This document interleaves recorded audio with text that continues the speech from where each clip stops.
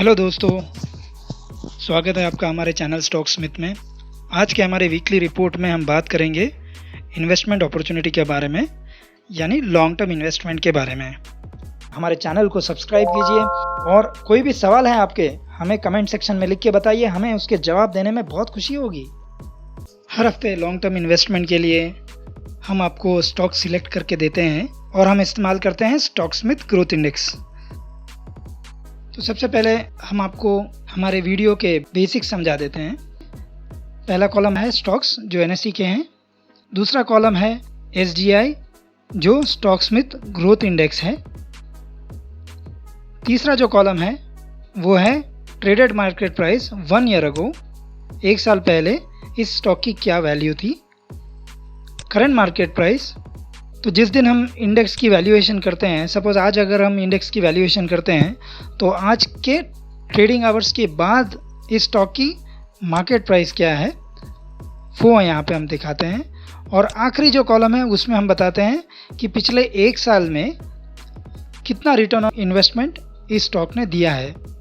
Suppose अगर fix deposit का return on investment 7% या 8% होता है तो यहाँ पर आपको दिखाई देगा कितने return on investment in stocks ने दिए हैं, और कलेक्टिवली जो एवरेज है वो यहाँ पर टोटल में आपको दिखेगा कि एवरेज कितना रिटर्न टोटल दिया है इस स्टॉक ने। हमने एक वीडियो बनाया है स्टॉक स्मिथ ग्रोथ इंडेक्स के बारे में, डिस्क्रिप्शन सेक्शन में हमने उसका लिंक दे दिया है, जहाँ पर आप स्ट्रेटेजी और स्टॉक सिलेक्शन के बारे में समझ सकते हैं। उस वीडियो में हमने बताया है कि एसजीआई क्या है, उसके फ़ायदे क्या हैं और किस तरह से उसे इस्तेमाल किया जाता है। तो चलिए देखते हैं इस हफ्ते किन किन स्टॉक्स ने एसजीआई में अपनी लिस्टिंग बनाई है। हम अपने दर्शकों को बता देना चाहते हैं कि इस हफ्ते से स्टॉक स्मिथ ग्रोथ इंडेक्स पहले से बहुत ज़्यादा बेहतर हो गया है। हमने इसमें प्राइस टू अर्निंग रेशियो के इफ़ेक्ट्स को स्ट्रांगली इनकॉर्पोरेट किया है और ट्रेडिंग के इफ़ेक्ट्स को हमने निकाला है। जिन स्टॉक्स में ट्रेडिंग की वजह से मूवमेंट आ रही थी उसको हमने निकाल दिया है। इन्वेस्टमेंट फैक्टर्स जो हैं उनको इसमें ज़्यादा इनकॉर्पोरेट किया है। तो चलिए देखते हैं इस हफ्ते किन किन स्टॉक्स ने एसजीआई लिस्टिंग में अपनी छाप हासिल की है। तो पहले स्थान पे है वैभव ग्लोबल। ये जेम्स एंड ज्वेलरी सेक्टर में काम करती है। इस कंपनी ने काफ़ी ज़्यादा ग्रोथ दी है, पिछले एक साल में लगभग 60% का ग्रोथ देखा गया है इसमें, और एसजीआई की लिस्टिंग में पहले नंबर पे है इस बार। शायद ही बहुत लोगों ने इस कंपनी को सुना होगा, लेकिन डेटा जो है वो झूठ नहीं बोलता और स्टॉक स्मिथ ग्रोथ इंडेक्स में इस कंपनी ने अपनी छाप बना ली है। दूसरे नंबर पे आता है एलेम्बिक लिमिटेड। हम दर्शकों को ये बता देना चाहते हैं कि ये फार्मास्यूटिकल कंपनी एलेम्बिक नहीं है। एलेम्बिक फार्मास्यूटिकल लिमिटेड कंपनी का शेयर प्राइस लगभग 945 के आसपास चल रहा है। इसने पिछले एक साल में लगभग पैसा दुगना कर दिया है।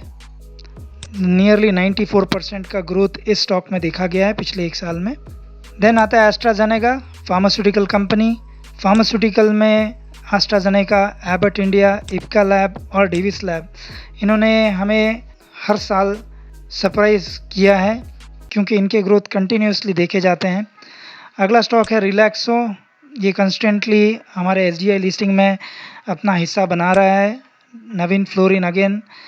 नेक्स्ट है कोरोमंडल इंटरनेशनल। ये फर्टिलाइज़र कंपनी है, इसके कॉम्पिटिटर्स हैं Deepak Fertilisers, GNFC, Rashtriya Chemicals and Fertilisers, National Fertiliser. तो ये फर्टिलाइज़र कंपनी में एक काफ़ी इम्पॉर्टेंट हस्ती है। इस कंपनी ने लगभग 70% ग्रोथ पिछले एक साल में दिया है। Next IOLCP, IOL chemicals and pharmaceuticals. Deepak nitrite, again a chemical company. Muthoot finance, इसने पिछले हफ्ते 20% का ग्रोथ दिया था। इसमें काफ़ी ज़्यादा ट्रेडिंग एक्टिविटी देखी जाती है, इसलिए इसका जो एसजीआई वैल्यू है जैसे बाकी इन तीनों स्टॉक्स का है वैसे कम है, लेकिन इन्वेस्टमेंट पर्सपेक्टिव से ये काफ़ी अच्छे स्टॉक्स है, काफ़ी अच्छा रिटर्न इन स्टॉक्स में देखा जाता है। डीमार्ट काफ़ी टाइम के बाद फिर से एसजीआई लिस्टिंग में आ गया है। Tata Consumers, Divi's Lab. तो पिछले एक साल में पैसा जो है लगभग ऑन एन एवरेज 77% ग्रो किया है। इन सभी स्टॉक्स के एक स्टॉक्स को जब आप टोटल करते हैं तो ये वैल्यू मिलती है 18,000 की। तो 18,000 की कीमत जो है लगभग 32,000 हो गई है। नियरली 77% का ग्रोथ देखा गया पिछले 1 साल में। तो हम चाहेंगे कि आप इसमें इन्वेस्टमेंट करें अगले सपोर्ट में। खास हम दर्शकों को एक चीज़ बता देना चाहते हैं कि स्टॉक्स जैसे एलेम्बिक है, इसका सपोर्ट काफ़ी नीचे है, 55 टू 65 रुपीज़ पे है। तो केयरफुली इन्वेस्टमेंट कीजिएगा। इसी तरह से जो बाकी स्टॉक्स हैं इसमें भी काफ़ी ध्यान दीजिएगा। मुथूट फाइनेंस में शूटिंग स्टार देखा गया है कल के दिन में, तो ये भी स्टॉक हल्का सा नीचे आ सकता है। तो अगले जो बॉटम पिवोट है, जो अगला नीचे का पिवोट पॉइंट है, पिवोट सपोर्ट है, वहाँ पर इन्वेस्ट कीजिए, उसके नीचे वाले में कीजिए, ताकि आपका जो इन्वेस्टमेंट है ऑप्टिमम हो जाए। इन्वेस्टमेंट करने के लिए प्रैक्टिस भी कर सकते हैं। हमने एक वीडियो बनाया था पेपर ट्रेडिंग के ऊपर, तो आप उस वीडियो को भी देख सकते हैं। इसका भी लिंक हमने डिस्क्रिप्शन सेक्शन में दिया हुआ है और आप देख सकते हैं कि वाकई में 1 महीने में कैसा ग्रोथ ये स्टॉक देते हैं। या फिर अगर आप ऑलरेडी ये कर रहे हैं, आगे से आपने किया हुआ है, हमारे सारे स्टॉक्स आपने देखे हैं और आपको पता है कि ये ग्रो करते हैं, तो आप डायरेक्टली इन्हें अगले सपोर्ट पॉइंट्स पे इन्वेस्ट कर सकते हैं। अगला सपोर्ट पॉइंट किधर आएगा, इसके बारे में हमने हमारे स्टॉक स्मिथ ग्रोथ इंडेक्स में काफ़ी अच्छे से एक्सप्लेन किया है। जो आइडियल सपोर्ट होते हैं वहाँ पर आप इन्वेस्ट कर सकते हैं। एक चीज़ का हमेशा ध्यान रखिएगा, स्टॉप लॉस को बना के रखना बहुत ज़रूरी है।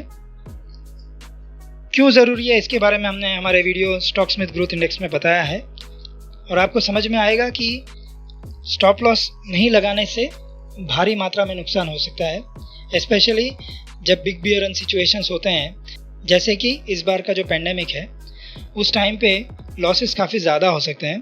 तो आप जिस तरह से इन्वेस्टमेंट करते हैं, प्रॉफिट होने के बाद में आपको एक स्टॉप लॉस लगा देना चाहिए।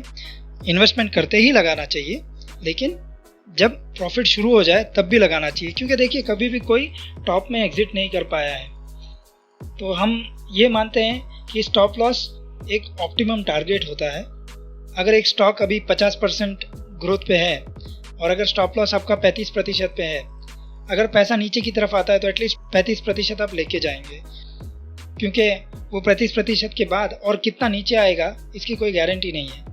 उसी तरह से 50% अभी चल रहे हैं तो आगे जाके वो कितने ऊपर तक जाएगा उसकी भी कोई गारंटी नहीं है। तो स्टॉप लॉस जो है वो एक आइडियल ऑप्टिमम टारगेट होता है। तो ये हमारा मानना है, इसीलिए हम एडवोकेट करते हैं कि आप स्टॉप लॉस को हमेशा यूज़ कीजिए। दोस्तों, उम्मीद है कि आपको हमारा ये फीचर प्रेजेंटेशन बहुत ही अच्छा लगा होगा। यूट्यूब पर हम डेली पोस्ट पब्लिश करते हैं, लेकिन फेसबुक पर मैसेज पोस्ट करना बहुत ही आसान है। हम regularly during the day post करते रहते हैं, तो आप हमारे डिस्क्रिप्शन में दिए गए लिंक को क्लिक करके फेसबुक पेज को भी फॉलो कर सकते हैं। तो हमें उम्मीद है कि आपको हमारा वीडियो बहुत ही पसंद आया होगा। इसे ज़रूर लाइक कीजिए। तो चलिए फिर मिलेंगे कल हम लोग। धन्यवाद।